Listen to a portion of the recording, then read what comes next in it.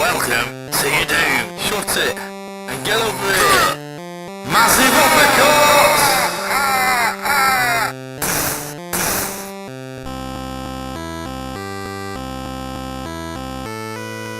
Hello and welcome to another edition of the JabJab Show. Today is my retrospective on Halloween 2. As promised, this is a double header with my Halloween 1 retrospective, on Halloween. I've put the link down there so you can check it out if you haven't already. So Halloween 2, I watched it on my box set over here, lovely stuff. Anchor Bay, like I say. There are other collections available and all that. It's on Blu-ray and so forth. So I'm not that. Saying it's you must buy Anchor Bay and stuff. Even though they do lovely, horror packages and whatever. Yeah, lots of stuff on there, including the commentary, which I also watched again. Let's say Halloween 2 is directed by Rick Rosenthal.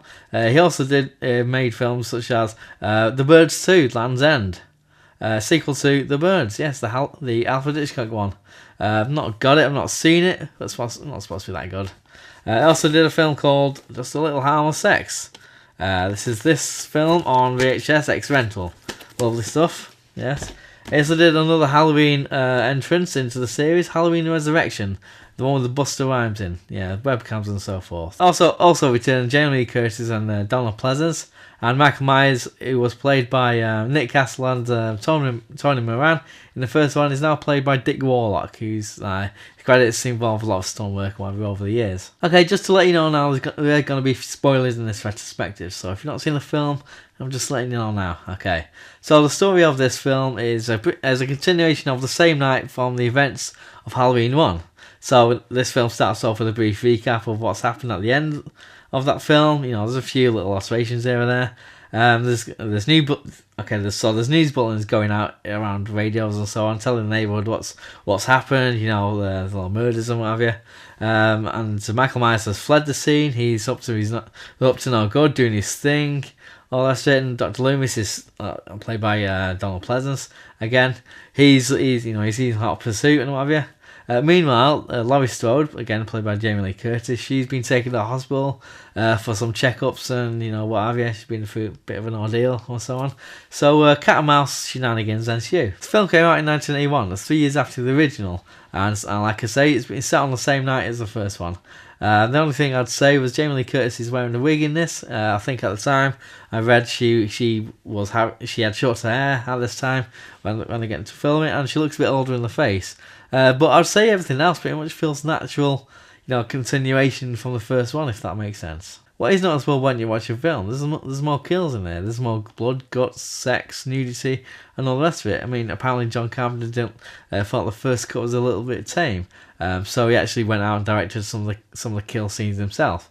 You got to remember, like when Halloween came out, which was itself a bit, didn't have much of in the way of blood and gore and so on. It did inspire a whole host of other slasher imitators, which in turn led the whole upping the stakes in the blood and gore and so forth. So I'm guessing that he wanted to keep up with the times and up the kill count and obliged with Halloween 2. But it's not like some kind of relentless stabathon. There's a fair bit of characterization in here, especially for the new characters. And I do feel like given the upping the stakes of the blood and gore quotient, it does give the film a more natural progression, like I say, keeping with the times, and they definitely went down the bigger is better route for the sequel. Stylistically, the film retains a lot of the framing devices and the composition of shots, from the original. There's some really effective moments when Michael Myers is doing his thing, and there's also a sequence where he's walking down the street, in plain view at night. It's pretty bold of him, really, considering all the cops must be after him. I do like the decision in principle of changing the location from suburban house and what have you to this place to mix up a bit, but I do feel it loses a lot of the home invasion aspect of the original and a lot of the fears that the audience members will naturally have with this. There are some good sequences though. There's one involving a security guard, as he goes to check stuff out. I mean, I suppose it might be a little too drawn out, and there's a few too many jump scares, but it's a nice little payoff. Which brings me on to the staff at the hospital. They establish a guy called Jimmy who's befriends a doped up Laurie Strode. The main core of the doctors and nurses, so they're very much like this film's horny teenagers. They're very unprofessional. I mean, it's a good job, it's a quiet night. There's even a scene when a couple of them start getting it on in what looks like a hot tub. I mean, I'm guessing this thing does have a medical purpose as well. It just leads to a couple of decent kills from Michael Myers. He's not lost his touch in this. You don't expect to see Michael Myers' character arc in this film. He doesn't got the police or anything to admit what he's done. No, he's pure evil. One element they didn't really focus on in the original film, but was a big influence on the creation of the Michael Myers character, was the idea of Samhain, which is like the Druid Festival of the Dead.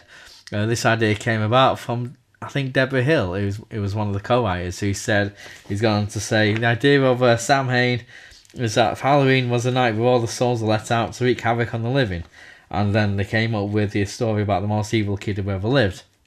I mean, this sequel does reference Samhain a little bit more. I mean, it's written in blood on a blackboard, which was discovered allegedly by written by Michael Myers. It's a shame they didn't really go further with this storyline. In fact, I found it interesting, interesting little thing. But some of the later films do hint at a higher power driving Michael Myers. It's also revealed in this film that Laurie Strode is the sister of Michael Myers. She does have a little dream alluding to this in when she's in the ward all doped up and what have you, and it gives the audience another reasons as to why Michael Myers wants to get hold of her, and it's not just because she got away from him. The nurse accompanying Dr. Loomis also tells him the same information explicitly, and she does say it is previously confidential. Donald Pleasence is great in this film as Dr. Loomis. He's more unhinged than before, and this is a trend that continues as the series does progress. He's a doctor. He's not afraid to pull a gun on anyone in order to get his own way. He's quite unconventional in that respect. Here's a couple of choice quotes from the film. You don't know what death is. I shot him 6 times. He's not human.